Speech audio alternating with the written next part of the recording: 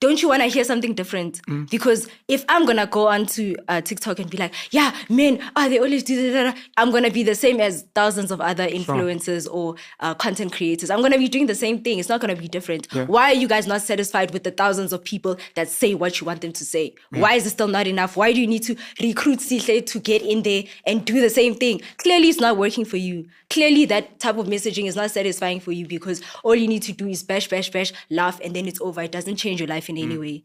But then when people listen to Sihle, it's like, oh, now I go to the drawing board and I'm like, whenever I pose, I'm always like trying to stick my bum out. Why am I even doing that? Oh, when I use filters, I can see that I'm constantly relying on filters. It actually does something for you. You see? So for me, talking about men does nothing for me. That's why for the biggest part of my life, I dissented them and I didn't care about them. And it was only from a certain age where I was like, oh, okay, let's see what men are about. But in general, it does nothing for you. And I'm not going to do it, unfortunately. If they want to hear about men, they must go to other creators that do that. There's a documentary called The Social Dilemma on Netflix. I think it's also available on YouTube. And one of the things, or two of the things that you can take out from that documentary, people should go watch it, is social media dysmorphia or something along those lines, where young girls see a Kim Kardashian face.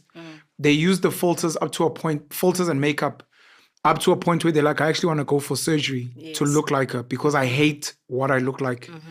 And it's caused a lot of depression. I think there's also cases of suicide where young girls just feel ugly because my boobs are not that big, because my jawline is not that chiseled, because my nose is not, and I feel ugly and I want to do a whole lot of things. Another thing that comes out in that documentary is what you're saying about Google. And people will not know this, that depending on which part of the world you're in, your Google search will give you a different result, which means there are people out there who are, for whatever reason, trying to have some type of feel or culture in the space they're in, that when someone Googles, they've done Googles on things like, let's say, I'm trying to think of an example. Let's say, are women happy? And maybe you ask that in Alex, or you ask that in Emlas, versus are women happy in a Stellenbosch? You may find the answers are different. The first thing that pops up, at least, because they have a culture there. You can always argue that it's based on the feedback, but it's the same Google search engine that says that. The way you view women, which I agree with, and many men agree with, and women that are Christian and take accountability agree with, do you feel the same about Black people? Black people have also for decades, centuries been whining and complaining. White people this, apartheid that, we want the land. And it's almost similar to what we hear, women complaining and being victims all the time.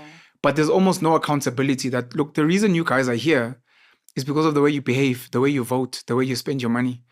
Do you feel the same? Would you do content aligned to something like that? Because you said you're a woman, so you can speak on that experience. But here you're also Black. Would you speak on that experience? If TikTok doesn't keep taking down my videos. Damn. Because there was a time when I went into things like that, like, okay, Black people, for example, I made a video about the speaking English and how Black people just like, they idolize English so much. And now it's getting to the point where the next generation, the 12-year-olds, they can't speak Vernac anymore. Like, and I'm like, okay, my children. So really? Yeah, my you children did that on can't purpose? Speak. We can speak about it after you answer. Okay.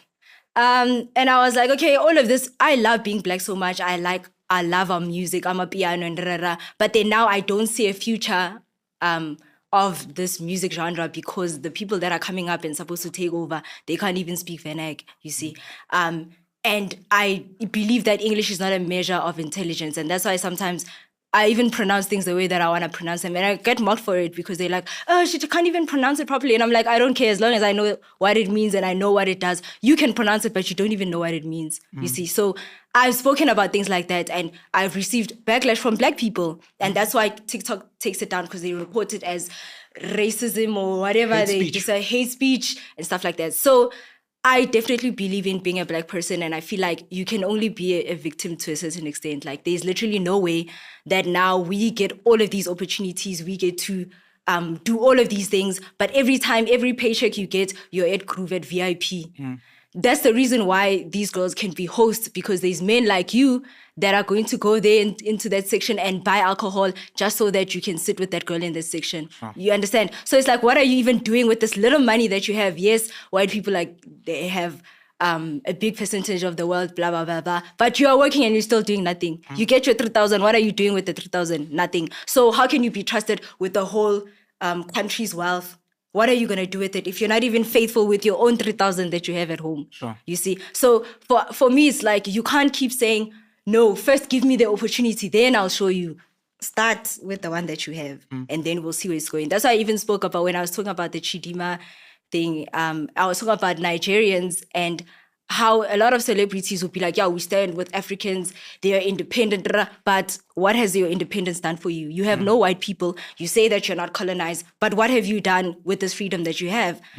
Now it's looking like, hey, we're better off with the white people because at least we get jobs, at least we get to live in decent places. You understand? So it's like, Black people need to take accountability at some point as well and do what they need to do with the little that they have, with whatever that they have. Yeah. Yeah.